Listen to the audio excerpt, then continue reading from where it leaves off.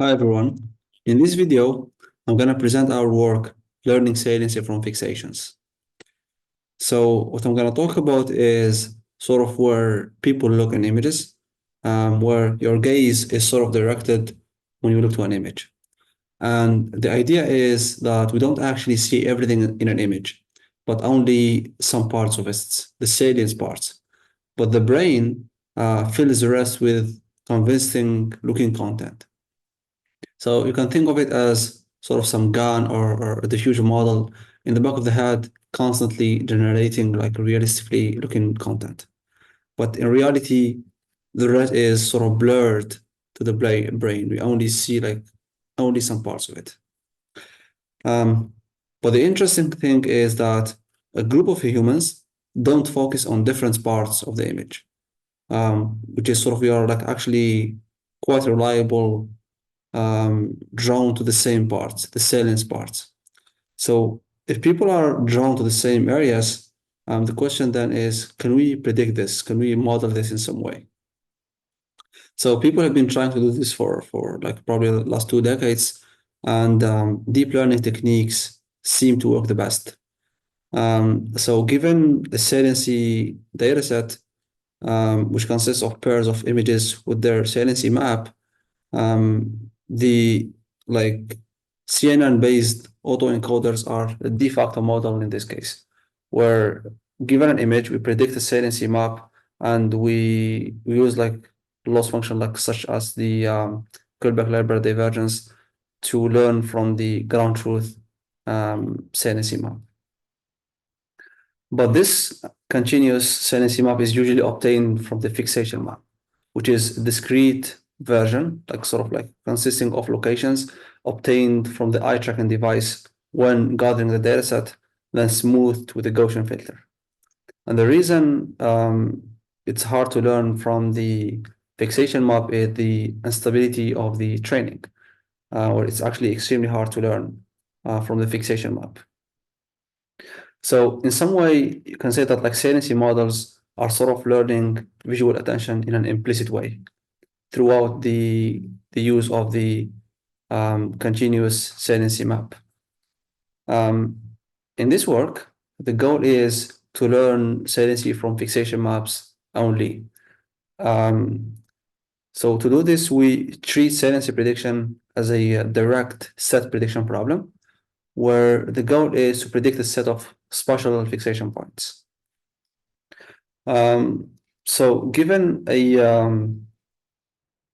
data set of images and fixation maps, so first we use like a CNN backbone to encode the image to some like feature map, and then we use like a transformer encoder to enhance this this feature map. And at this stage, what we have there is we have like a set of fixation queries where each query can be seen as a human looking into the to the image, in this case, looking into the image features. And then we perform like throughout the transformer decoder, we have like cross attention, where those fixation queries, which are simply randomly initialized vectors, we do like cross attention with the keys and values coming from the transformer encoder, and we update like those queries like using the transformer decoder. And then what we do is we simply use like a an MLP head to to map the queries into like some locations in the image, like predicted fixation. And we then use like L1 to compare those fixations with the ground truth fixations in this case. But to avoid that all the queries, they will collapse or they will attend to the same position, like probably the most salient features, we want them to be like sparse to predict different locations in the input image. So inspired by the detection transformers paper, what we do there is we use like the bipartite matching. So we use a Hungarian algorithm to have like one-to-one matching. So if a ground truth fixation point is predicted by some query, it is sort of booked, and another query cannot predict it anymore. So which forces other queries to look into other fixations in the ground truth. So this is the way we do it. So as I said, these fixation queries can be seen simply as sort of humans looking into this image and trying to sort of like attend to to a certain position. And the motivation behind our work is we are trying to sort of mimic the way saliency datasets are gathered. So these fixation queries can be seen as the subjects in the experiment, and then we have an image, and they're trying to sort of like predict, like fixate into the input image. And the advantage of this method is it gives sort of like a more interpretable or like a steerable method where you can use as much queries as you want, depends on the application. So in our case, we use like 100 for general saliency prediction, but someone else can use like 10 queries or 200 queries. And then also the advantage is because we have access to the queries, to the fixation map as a prediction, we can use any value in the like sigma for the Gaussian filter to smooth it out. So if the goal is to have like a very sort of overestimated saliency map, we can use like high value over the sigma. Otherwise, we can use like a lower value. So we have like more control over the predictions as compared to using an end-to-end method to learn directly the continuous saliency map. So here we look into some results. So we do compare against Unisal and Salicon. And as you can see on both like the Salicon and MIT validation sets, we do obtain very sort of comparable results with this state-of-the-art methods using saliency transformers. We do also have another variant called deformable saliency transformers, which is simply changing the attention into the transformer decoder with the deformable attention.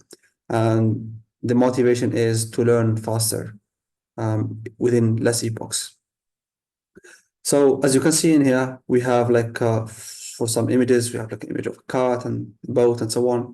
So our model outputs a set of fixation points in here.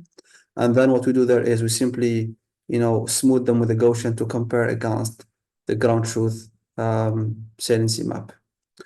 But also in terms of interpretability, so if we come back to our architecture, as you can see in here, we can pick one of these fixation queries, and then we can visualize the attention map at the output of the transformer before the MLP head.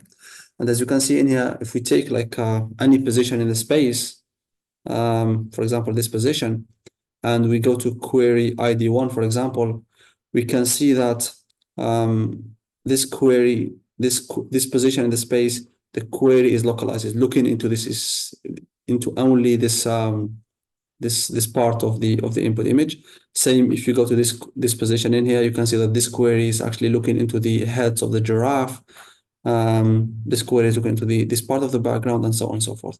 So each fixation query in the transformer decoder is sort of localized in the space, looking into a specific area over the input image, which is more interpretable in our architecture.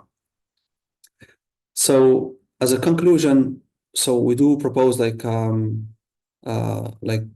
saliency like prediction framework, which only learns from fixation maps. And the way we do it is by forecasting the problem as a set prediction problem. And we do obtain also results comparable to the set of the arts. Yeah, and we prove the results over like Salicon and the MIT benchmarks. Thank you for your attention.